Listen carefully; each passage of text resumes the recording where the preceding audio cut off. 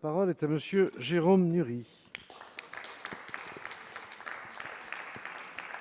Merci Monsieur le Président. Monsieur le Premier ministre, après 2 mois de confinement et de quasi-arrêt de notre économie, l'inquiétude est grande vis-à-vis de l'ensemble de nos entreprises. Pour le moment, la mise sous oxygène de fonds publics fait tenir un certain nombre de secteurs, mais jusqu'à quand?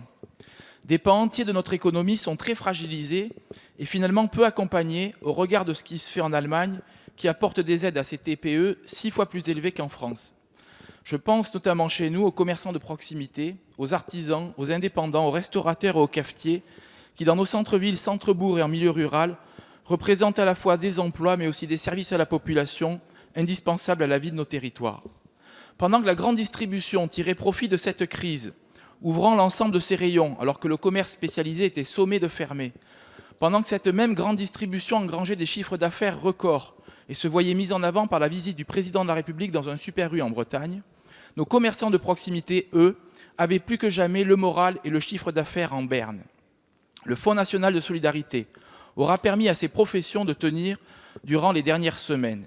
Il doit être encore amélioré et ne pas subir de doctrine restrictive en tenant compte du nombre d'associés pour les 1 500 € et du nombre de commerces par entité juridique. Votre annonce d'annulation des charges, comme nous l'avions demandé à plusieurs reprises, pour les entreprises fermées administrativement va dans le bon sens, mais il faudrait aller plus loin pour relancer ces secteurs et notamment mettre en place une annulation de toutes les charges, et sociales et fiscales, pour l'ensemble des activités de ces indépendants qui n'ont pu ouvrir ou travailler que partiellement durant le confinement, faute de clients, faute d'activité, faute de fournitures. Il faudrait aussi ressusciter le FISAC pour accompagner la mutation de ces entreprises vers le numérique et la livraison, tous ces nouveaux usages que le confinement a accélérés. Monsieur le ministre, êtes-vous prêt à vous engager clairement sur ces avancées indispensables à la survie de ces petites entreprises? Merci, chers collègues. La parole est à madame Agnès Pannier-Runacher, secrétaire d'État auprès du ministre de l'Économie et des Finances.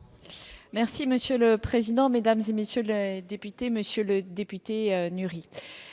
Merci pour cette question qui va me donner l'occasion de redire l'accompagnement extrêmement intense qui a été fait auprès des petits commerçants et des artisans que je veux joindre à cela, car vous mentionnez la situation de l'Allemagne, mais je pense que vous n'avez pas en tête l'ensemble des dispositifs français dont l'accumulation va en réalité au-delà des 10 000 € allemands. Le chômage partiel, d'abord grâce au ministre du Travail, qui permet aujourd'hui en autorisation, ou qui a permis au pic de la crise, après d'1 salarié sur 2, de pouvoir voir sécuriser son contrat de travail alors même qu'il n'était pas en situation de travailler.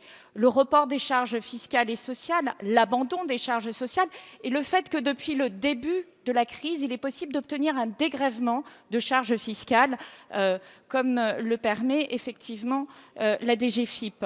Le fonds de solidarité, ce n'est pas seulement 1 500 €, c'est 1 500 € au mois d'avril, 1 500 € au mois de mars, 1 500 € au mois de mai, plus un supplément qui peut aller jusqu'à 5 000 € au mois de mai, 2 500 € au mois de mars et encore 5 000 € au mois de mai.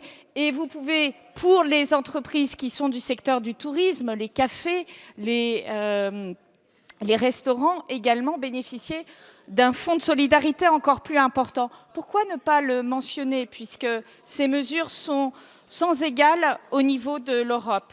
Et puis, vous avez évoqué le numérique. Le numérique, nous l'avons pris en main dès les premiers jours avec la mobilisation de France Num, l'organisation des livraisons à domicile sans contact avec des guides particuliers, l'autorisation du click and collect, la mise à disposition de plateformes numériques permettant à des coûts particulièrement accessibles, voire gratuitement, à ces commerçants de continuer à travailler et avoir du chiffre d'affaires.